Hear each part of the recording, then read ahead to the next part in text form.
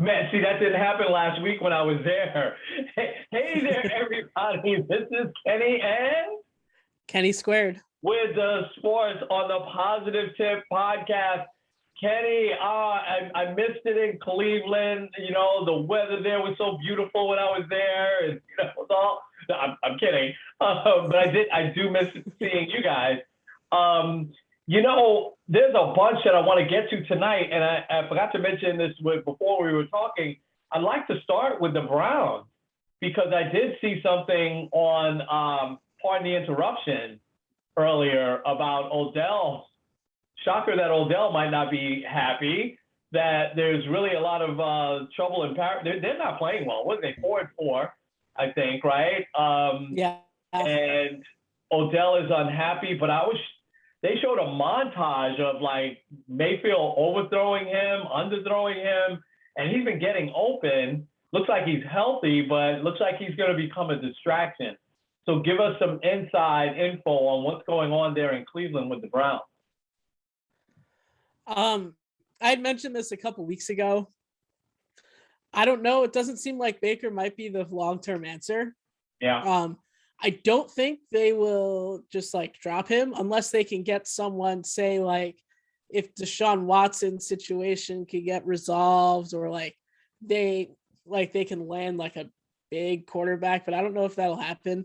My gut says that they're going to franchise tag him for next year and kind of see from there. But it just kind of, I don't know. It seems weird because like also the last several weeks, the Browns offense has not been good. They've won a couple of games mainly on the back of their defense, but I don't know. It just seems like the Baker to Odell connection just hasn't happened. He's been here several years now, and it either seems like Baker is trying too hard to get the ball to him, or he's not trying hard enough.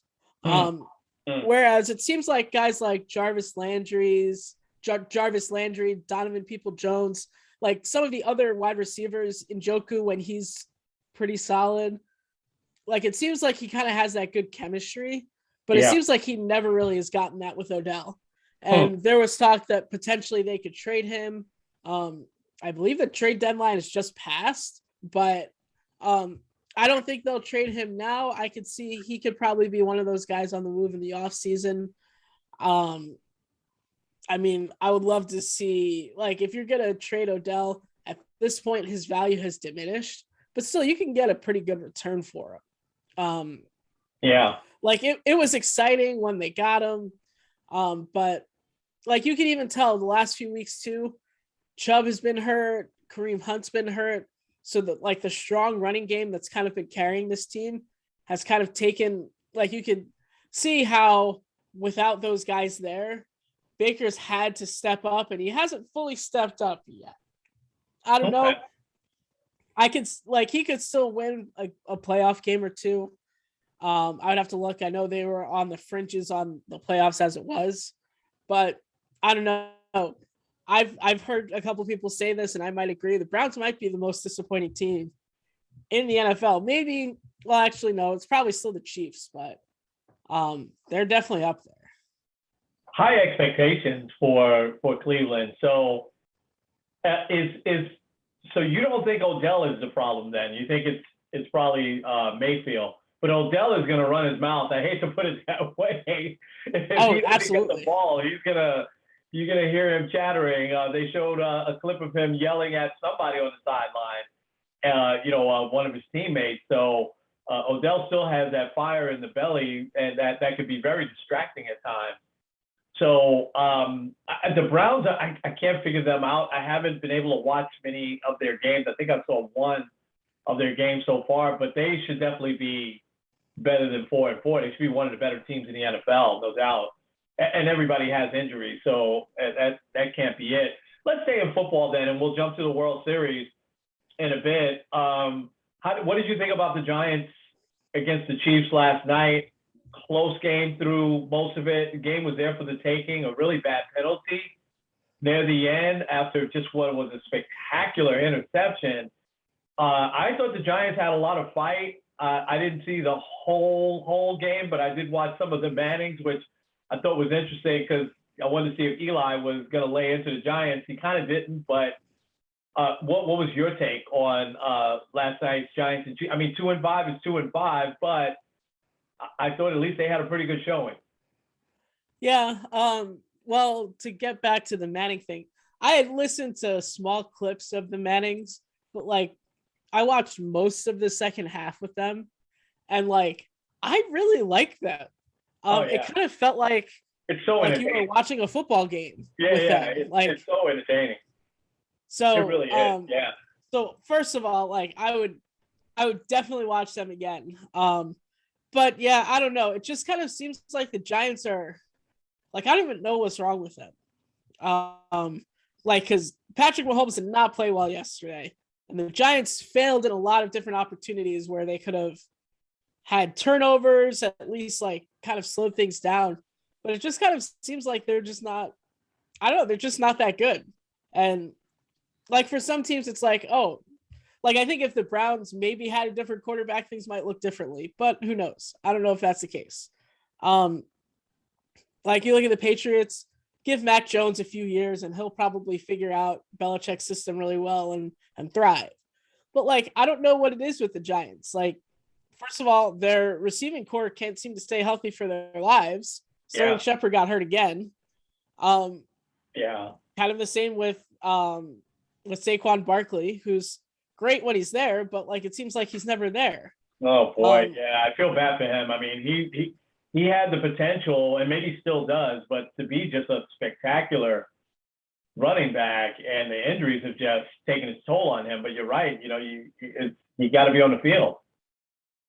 Yeah, and like I look at some of the other guys that the Giants could have gotten in that draft, and it's like that was a draft with Baker Mayfield. No, yeah, was it? I think it was with Baker and Sam Darnold, although Sam Darnold hasn't played great. Like, Josh Allen was in that draft. Lamar Jackson further down. Like, it just seems like I said, I don't really know how to fix this team other than completely just wiping the slate clean, have like one of these like 0-17 type of seasons and really just like rebuild this team from the studs.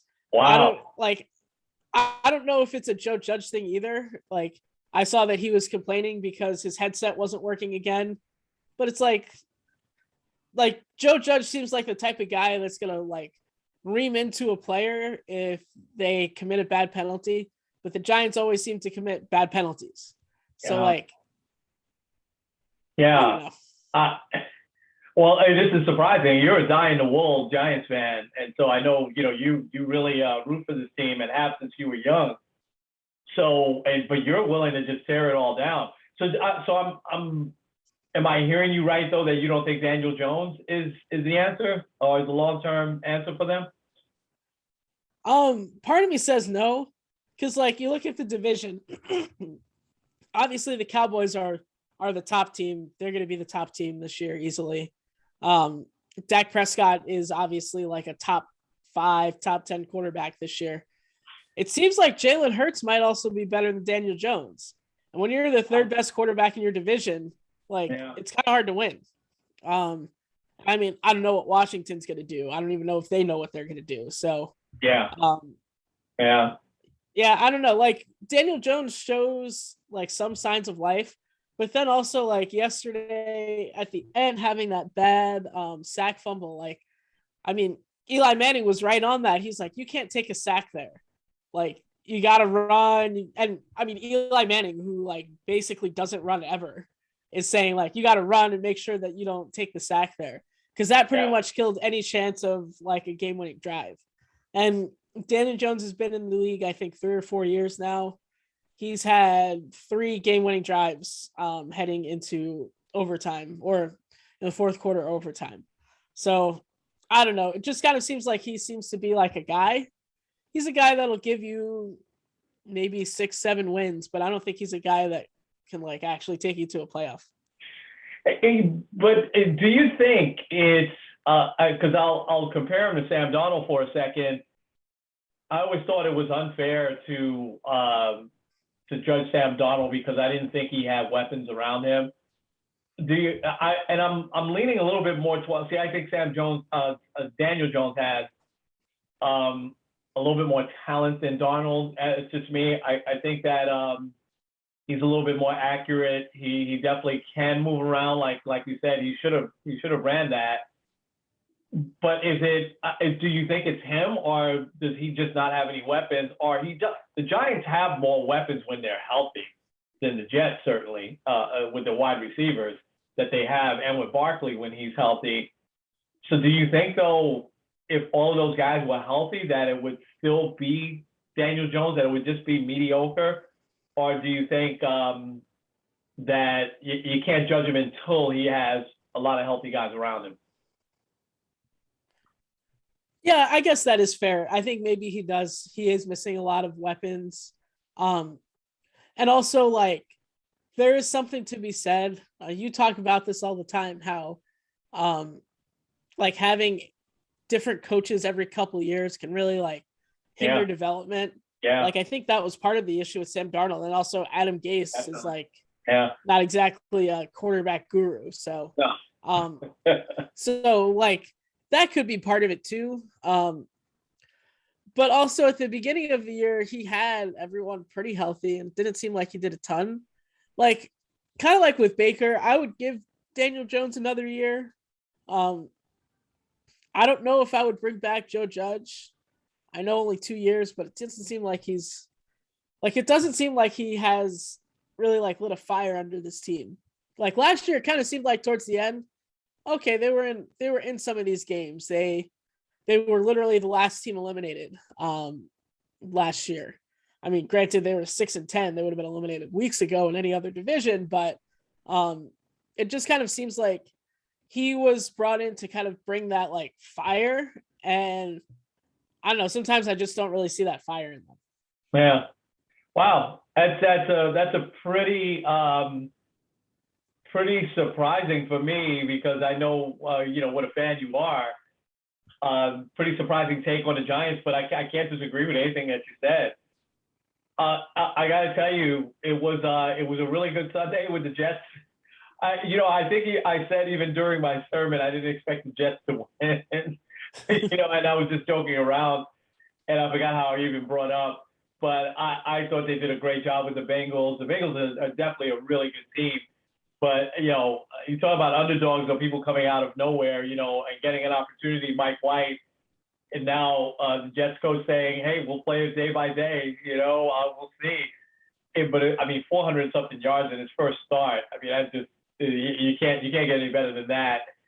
But the game that, to me, was just fantastic. And you know how I feel about this. I'll say this all the time. There's nothing for me, like, I have no stake in it.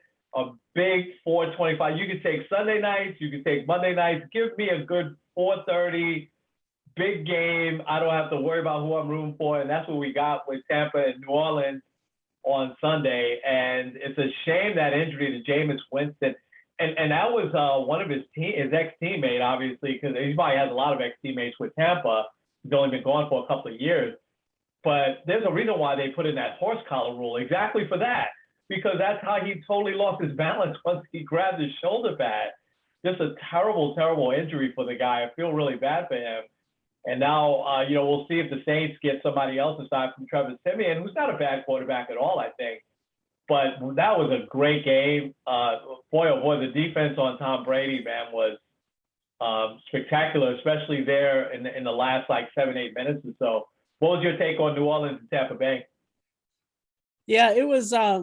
I didn't watch a ton of the game, but I think it might be a lot of first of all, I think New Orleans, look at how they faced off against Tom Brady. Now, this is the fourth time since he's been a Buccaneer. Yeah. Both times in the regular season, they absolutely destroyed him. And you can make an argument that they were okay against him in the playoff game. And more it was like Drew Brees kind of messing that up. So I don't know. It kind of seems like, because you know how, especially with dynasty teams or really good teams, there's always that one team that always seems to have their number.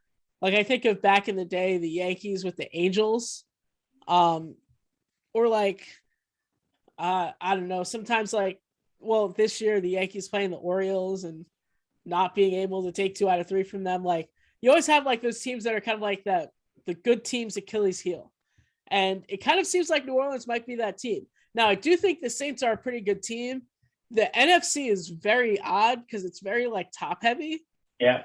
But I don't know. I think New Orleans might have a shot at a playoff spot. Let's see where they stand now. Well, yeah, right now they're 5-2. They would right now be the 6th seed. And yeah, they're a half game back of the Bucks, and now they have the tiebreaker. So got to feel bad for Taysom Hill, right? But I'm sure he'll be back. So I would go with him, give him a shot, wait for him to come back instead of just talk that they'll bring back Phillip Rivers, get him out of retirement, and, a bunch of other guys. I would just wait and go with him, and then use Simeon as the backup. So we'll see. I thought it was a great game, great win for them, but Tampa is very good. I mean, they're a chance. I tell you, my pick obviously was the Rams, and I'm loving what they're doing so far. So, all right, let's move away from the NFL. It's World Series time tonight, Game 6. We could talk about these pitching changes if you want, but I tell you, the batch for Houston finally woke up. What do you think in these 2 games? Are you still thinking Atlanta will take this, or will the Astros win these 2? Because all the pressure is back on the Braves now, I think. And my buddy on my team, who was a little sick, shout out to Mike Clark, but he's very, very confident though that they'll still win this series, the Braves. But that's tough when you're up that 3-1 and you don't close it out on your home field, So what are you thinking? Is it back on the Braves? Do you think they'll still win this, or do you think the Astros will win these next 2? Yeah, well, interesting you mentioned winning at home. Up until Game 5, the Braves were undefeated at home. Last team to do that was the 2008 Phillies, who went 7-0 at home. Wow. Wow. And 1-5. So that was back when the All-Star game still counted. But yeah. I don't know. I'm kind of torn. I do kind of want to see the Braves win for a couple reasons. First, I always like it when teams that haven't won in a long time win it, especially like a team like the Braves, who haven't been in the World Series since 99, haven't won one since 95. A second reason is something that I thought was kind of cool. So back in March, I don't know if you remember Trevor Plouffe. He does some like podcast stuff and everything. He actually predicted the Braves to beat the Astros in 6. Wow. So like, if that actually happens, I thought that'd be cool. He predicted that back in March? Yeah. I'll have to send you the tweet. It's somewhere. But wow. I know. Yeah. So I didn't realize that. Wow. Yeah. So I think that's kind of cool. But also like the Braves, the pressure is on them like to win tonight. I think it's either they win tonight or the Astros win Game 7. It's really hard, especially like they lose Game 6. It's going to be in their head. Oh my gosh, we lost to the Dodgers in the same way. It's going to be very much in their head. I think one of the bigger things though, having the back-to-back bullpen games, I fully understand it. I can't really say that I love it. Truth be told, I think if the Yankees had made like an LCS, they probably would have had a bullpen game in there. But like we could talk about that for a long time. I'll just say this stat. There's been, I think it's still the case. There's been 36 postseason games, which means 72 starting pitchers. 12 of them have gone 6 or more innings. So okay, it's kind of wild. I'm going to give you my interesting stat now instead of at the end. I'll let you close totally out. And I texted this to you, I think, yesterday or the day before. It's a total different era, right? But I'm going back all the way back to the first World Series that I remember just a little bit watching because my dad was still a big Dodger fan at the time because it was still close enough to, from the Dodgers had moved from New York, and he grew up a big Brooklyn Dodger fan. The 1966 World Series. The Orioles swept the Dodgers, which was a big upset at the time. Even though the Orioles made the big trade and got Frank Robinson, they had Brooks Robinson, Boog Powell, Paul Blair. They had some stars, and they had really great young pitching. Dave McNally, Jim Palmer were all, Jim Palmer was a rookie. But the Dodgers were an excellent team. They had been won the World Series the year before, right, against the Twins, I think. And so they were certainly the heavy favorites, and the Orioles swept them. Do you know how many pitching changes in those 4 games the Orioles made? 1 in game 1. They made 1 pitching change in game 1. And then they shut the Dodgers out. And the Dodgers, by the way, only made 2 pitching changes. They made 1 in game 1 and 1 in game 2. But they lost the last 2 games 1-0 and 1-0. The last 2 games of that World. So you can't get better pitching than that. You think of the Dodgers, Sandy Koufax, Don Drysdale. And they hit Koufax in game 1. The Orioles, I think, won that game 6-2 or something like that. But after game 1, in the 4th inning of game 1 through the rest of the World Series, the Dodgers didn't score at all. And so that still is the World Series with the least amount of runs. I think the Orioles only scored 13 runs through the whole World Series. The Dodgers, I think, just scored 2, which they scored in the first couple of innings of game 1. And so you gave an even more recent example. I won't say it because maybe you'll say that for your interesting stat.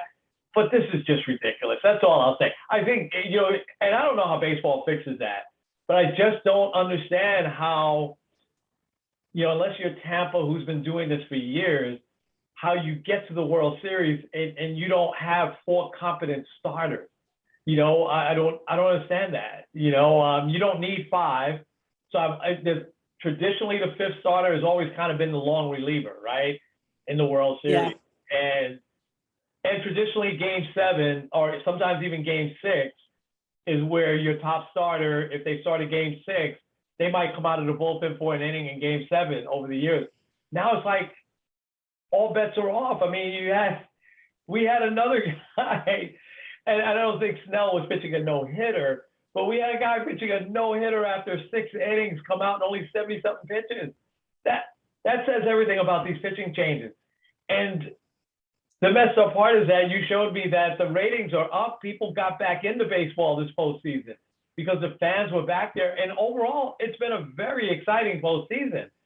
But just these games are too long. And a big reason why they're too long is all of these ridiculous pitching changes. And you've got 2 old school managers here. And you had another old school manager in Dave Roberts, who is kind of an older soul, even though he's not that old and hasn't managed for that long, that are doing this. It's hard to believe that Dusty Baker is making these changes right away. I'm like, yeah, Dusty, you never did this. And I don't know. Okay, so I'm done with that rant. That was my interesting fact.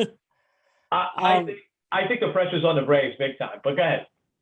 Yeah, well, no, I agree. I think the pressure's on the Braves. I think really what cost them in game 5 was the fact that a lot of these pitchers, now it's their 3rd, 4th, 5th time. Yeah. They're tired.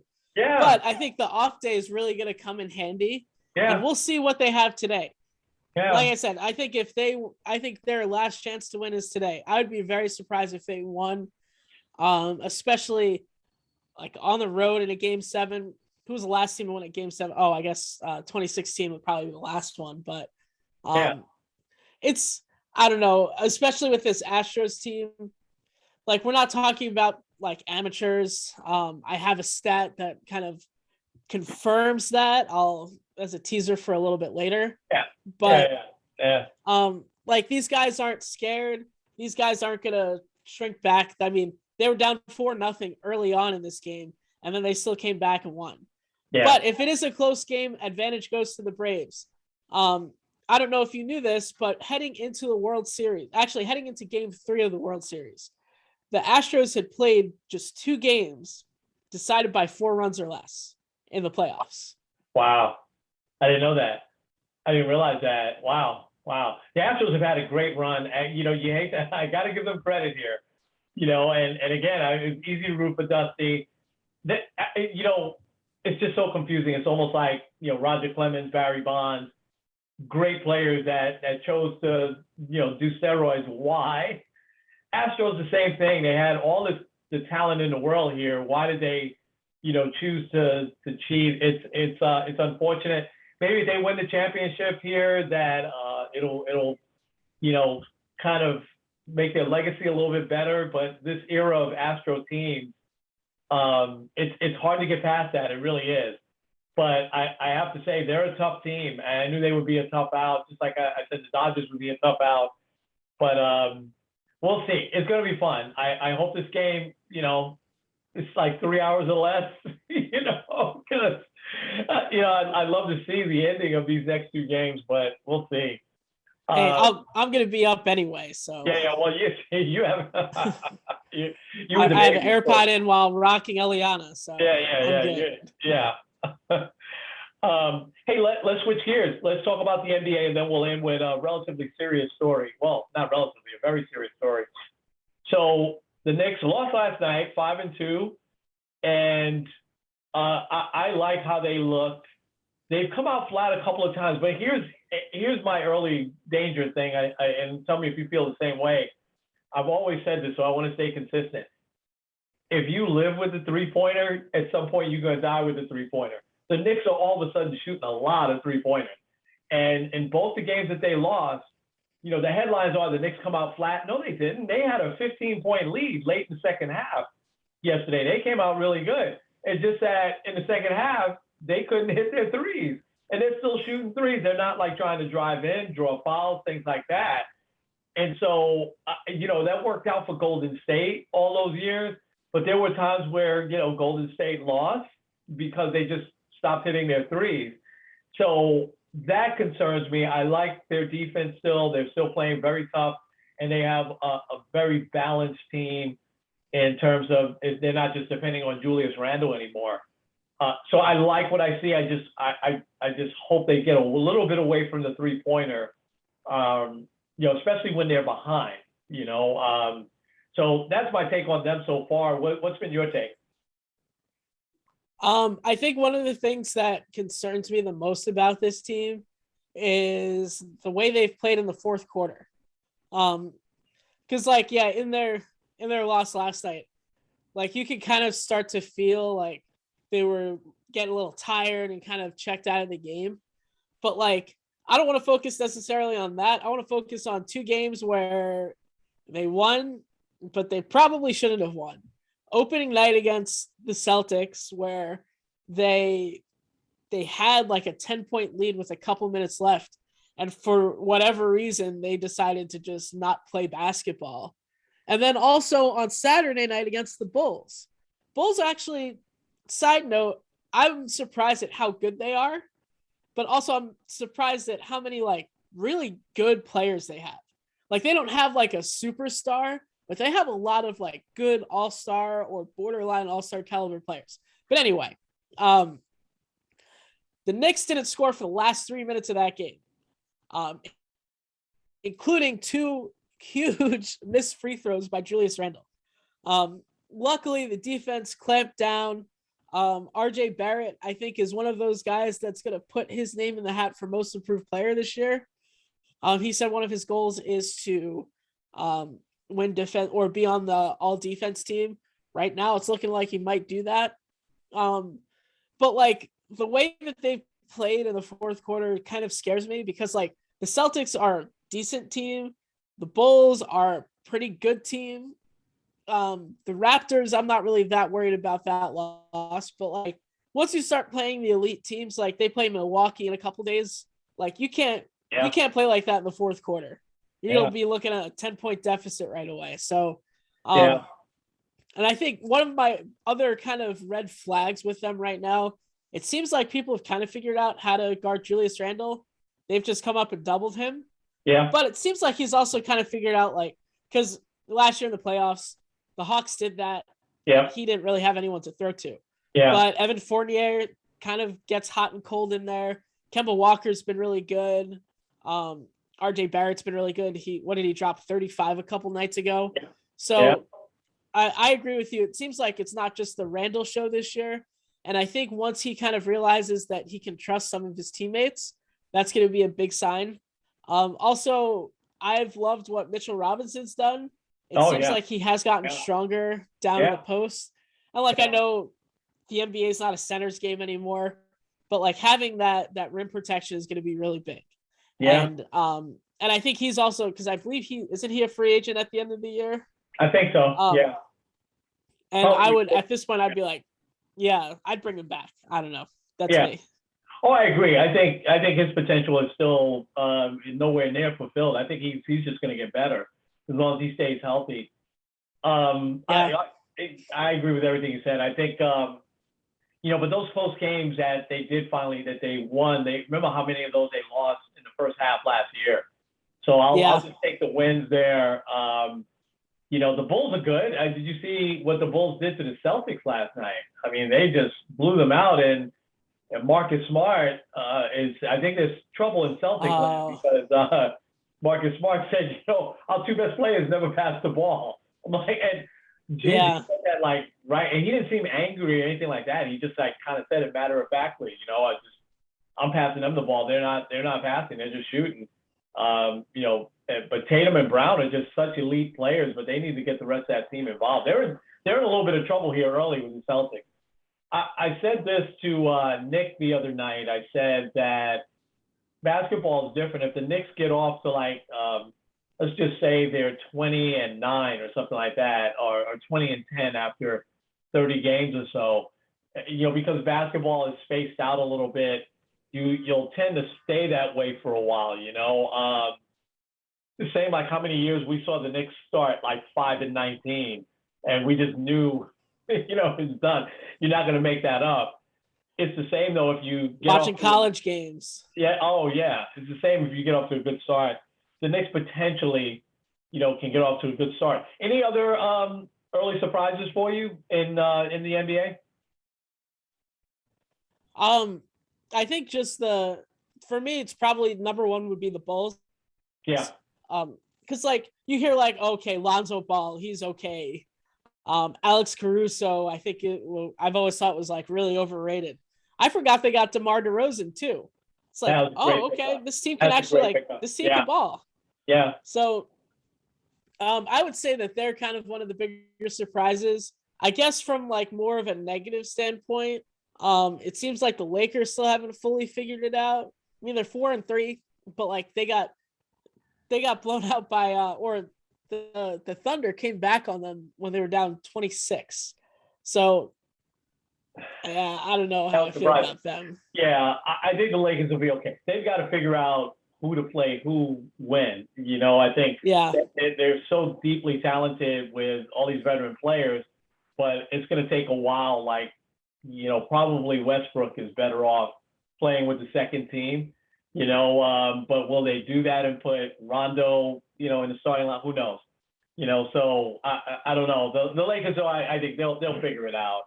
All right, let's end with this, and then we'll end with something fun. So Joel Quenneville, the manager, and you and I are both very on the fringe hockey fans, and I didn't hear about this story until recently. It goes back a while, so. Sexual assault and sexual harassment, those are real things. And I'll just say how the story, played out is that the 2010 Blackhawks on their way to the championship, one of their players goes to the coach, does exactly what he's supposed to do, supposedly gets sexually assaulted by a video coach, and he reports it, which is what he's supposed to do, right? He doesn't retaliate or anything like that. He reports it to the higher ups, the head coach, the general manager, even the owner. They all know about it, and apparently they did nothing about it. And apparently they did nothing about it because they didn't want to interrupt what was their Stanley Cup run. And so this goes unreported, and this same coach is hoisting up the Stanley Cup after they win the championship, and he actually goes to high schools, and how this then starts to come out is that apparently recently a high schooler accused him of the same thing, and so it comes out that he's been accused before obviously by the NHL player who was really, really bold and brave, I should say, not so much bold, but brave in telling the full story. And Quenneville, in the meantime, has gone on to have a very successful career and is coaching the Florida Panthers at the time. And the Panthers are off to like their best start ever. And when all this starts to come out, they're wondering, how is he still coaching? You know, and so he after the whole story was told on national TV, he still coaches at night. They shield him from the media. And then finally the next day he resigns. But, you know, rumor was that the NHL went to the Panthers and said, listen, this guy's got to go, you know, and he's the second winningest, you know, coach in all time in the NHL. So he's a very, very successful coach. And so essentially he was probably fired, but, you know, it was, he said that, hey, I don't want to be a distraction or whatever. But and the general manager is in the ex-general manager is in a lot of trouble as well now for not reporting this. So I guess the question is, how could you not, you know, take care of this, remove this guy right away? You know, is this is what we're saying is, you know, going and winning a championship like that more important than a human? And this guy's life took quite a turn. I don't want to say it's ruined or it's been ruined. But what kind of faith does he have in authority, you know, now that he did all the right things and nothing was done about it? And it's amazing how this comes out 11 years later. But so I know you got familiar with the story after we talked a little bit about it. What emotions ran through you as you heard this story? I think first of all, I do appreciate when people actually do come forward and say like, yeah, this actually happened. I think that took a lot of courage. But kind of like what you said, it seems like a lot of times people will sacrifice anything for something a lot smaller. Because like, I think something else that came to mind is this reminded me a lot of the whole Penn State scandal from like 10, 15 years ago. Like, I understand not wanting to have like a stain on your record, but like it comes out a lot worse when you knew about it and you didn't do anything about it. Because like, and I mean, this is a whole biblical concept. Like the Bible says your sins will be found out. And to me, what makes it worse is like when like a coach has won so many accolades and everything. Hi, Smushy. Miss you. Here, you want to say hi? Nope. Okay. So like I look at all of the players, like all of the coaches that like they win all of these great things, and then after the fact they've completely covered up a sex scandal.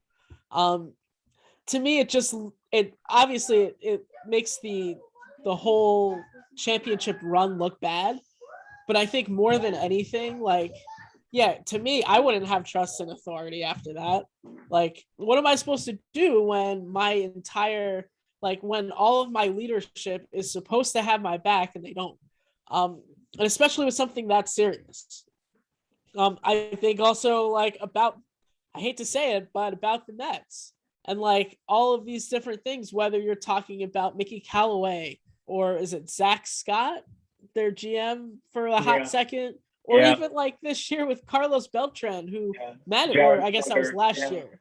Yeah. So like all of the different things, it's like it makes it look worse. Like think about how Sandy Alderson would have looked if like 3 or 4 years ago he finds out about Mickey Callaway being a creep and fires him on the spot. It would be very shocking. But then he says like, we're waiting on stuff. And then it eventually comes out that, he was like sexually harassing women. Like he'll be seen as a hero. Instead, now he seems like a guy that seems like he's clueless. To me, like the important thing is I feel like so many people try to protect the reputation of their friends or of well-known people.